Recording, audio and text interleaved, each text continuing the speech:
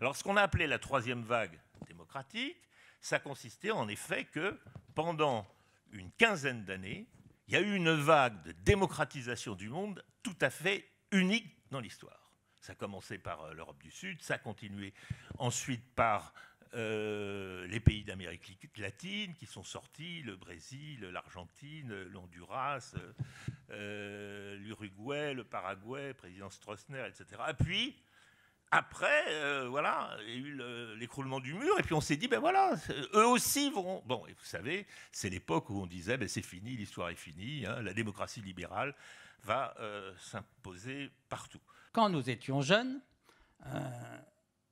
non seulement il y avait du fascisme en Espagne, au Portugal, en Grèce, en Amérique du Sud, etc., et puis il y avait Brejnev, etc., dans les pays de l'Est, c'était quand même autre chose que Poutine, mais qui plus est, tu me l'as dit, je crois, hier, aucun de nos amis ne se disait démocrate.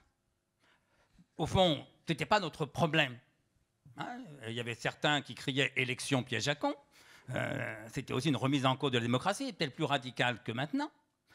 Des milliers ou des millions d'entre nous rêvions de révolution, considérions que la démocratie libérale, comme dit maintenant Francis, mais à l'époque c'était un gros mot, était une espèce de piège inventé par la bourgeoisie pour tromper les prolétaires. Je caricature, mais à peine.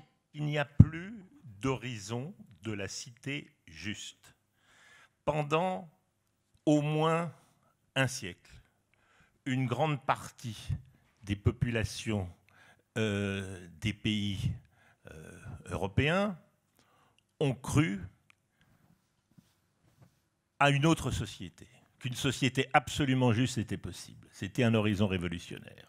J'avais forgé, il y a 20 ans de ça, une expression, j'avais écrit un article que j'avais appelé « Pour une politique du pire ». Je ne vois pas pourquoi, pour aimer la démocratie, il faudrait penser que la démocratie va tendre à une société parfaite, idéale. Chacun sait bien, ou presque tout le monde a compris, que c'était impossible.